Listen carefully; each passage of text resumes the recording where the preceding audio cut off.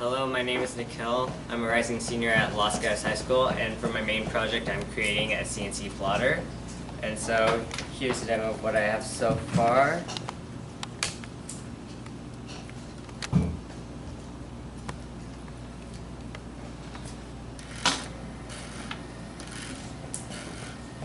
So right now I just have it drawing a simple square without using any G-code files, just coding the motors to individually move.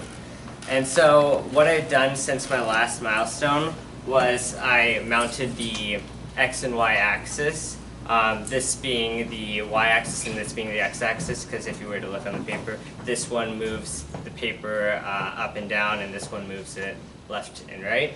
And so mounting them, I had to mount the CD drives to the acrylic by drilling a hole and then hot gluing it and making sure that it was level by using a level wheel.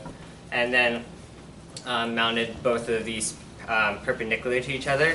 And by doing that, how I did that was I used an L bracket and put that, I attached that to the Y axis. But I couldn't attach it to the X-axis because the hole would have been too close to the edge on the X-axis, and so that could have broke through. So I then hot glued it, and I was glad that I had the L brackets because that also added support for this. And so for my next milestone, I will have the servo, which will control the Z-axis with the pen lifting up off the paper and onto the paper. Also, I will have a natural platform instead of cardboard. This is more of a makeshift setup to put the paper on so that it can actually draw using G-code files. Thank you.